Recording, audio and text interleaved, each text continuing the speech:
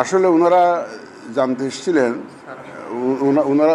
জানতে এসেছিলেন যে আমাদের নেক্সট পার্লামেন্টারি ইলেকশন নিয়ে আমাদের প্রস্তুতি কীরকম, আমরা কোন পর্যায়ে আছি, এখন কী ধরনের আমাদের প্রস্তুতি চলছে ইত্যাদি সম্পর্কে জানতে চেয়েছিলেন এবং ওনারা আমাদেরকে সহায়তা করতে চান in the Democratic transition of Bangladesh, সহায়তা করতে চান।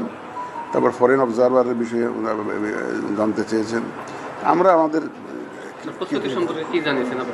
আমরা জানিয়েছি, আমরা যা যা করতেছি সেটা জানিয়েছি, যে আমরা তো ভোটার রেজিস্ট্রেশনের বিষয়টা জানিয়েছি, আমরা তো ইন্ডিয়া পার্টি রেজিস্ট্রেশনের জন্য অ্যাডভার্টাইজমেন্ট গল্পের জানিয়েছি, আমরা শিগগিরই প্রকিউরমেন্টে যাব, প্রকিউরমেন্টটা তো অনেক সময় সাপেক্ষ বিষয়, এটা যাব। তো এই কাজগুলো যেগুলো সময় সাপেক্ষ বিষয় যেগুলো আছে ওগুলো আমরা 5-6 মাস 7 মাস সময় লাগে, তো সেগুলা বলছি যে আমরা এগুলো শুরু করতেছি আগে। তারপর আমাদের যে অবজারভার পলিসিগুলো আমরা রিভাইজ করতেছি। ফরেনটা বোধহয় রিভাইজ করা লাগবে না, আমার ডোমেস্টিক পলিসিটা একটু রিভাইজ করতে হবে। তারপর আমরা সময় মতো ওই অবজারভার নিয়োগের প্রক্রিয়াটাও আমরা শুরু করব। ওই যে অ্যাপ্লিকেশন ইনভাইট করা অবজারভার নিয়োগের জন্য, সেটা আমরা করবো, যথাসময়ে করবো আর কি। মোটামুটি আমরা ওই যেহেতু একটা টাইম লাইন আছে আর্লিয়েস্ট ইন ডিসেম্বর, সেটাকে মাথায় রেখে আমাদের প্রস্তুতি আমরা যাতে নিয়ে যাচ্ছি, যাতে ডিসেম্বরে ইলেকশন হলে তো অক্টোবরে শিডিউল ঘোষণা করতে হবে। তো আমরা যাতে ওই টাইম লাইনটা মিস না করি সেভাবে প্রস্তুতি নিচ্ছে, এটা আমি তাদেরকে বুঝিয়েছি। তারা খুব অ্যাপ্রিসিয়েট করেছে, তারা আমাদেরকে হেল্প করতে চান এবং আমাদের নেক্সট ইলেকশনে তাদের কী ধরনের সাহায্য সহযোগিতা আমরা নিতে পারি সেটা জানতে চেয়েছেন। আমরা বলেছি যে কীভাবে সাহায্য পেতে পারি।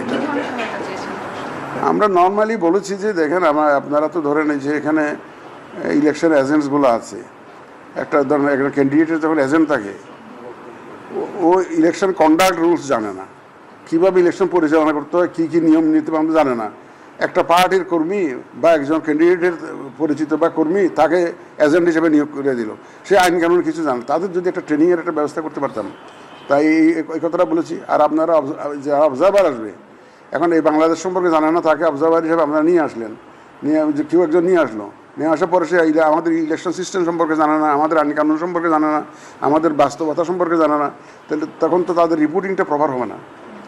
কারণ অবজারভার তো দিয়ে আমরা তাদের একটা ইলেকশন সম্পর্কে রিপোর্টিং করার জন্য, তো যদি তাদের যে আইন কানুন নিয়ম কানুন সম্বন্ধে যদি ধারণা না থাকে, তো আমরা তাদেরকে অনুরোধ করেছি প্রি পুলিং একটা ট্রেনিং, পুলিং ডেতে কী কাজকর্ম করা যায়, অবজারভারের দায়িত্ব কী সে সম্পর্কে ট্রেনিং, তারপর পোস্ট পোল যে ভোটের পরে দিয়ে তাদের কী ধরনের দায়িত্ব থাকতে পারে ইত্যাদি সম্পর্কে তাদেরকে একটা ট্রেনিংয়ের ব্যবস্থা করার জন্য বলেছি।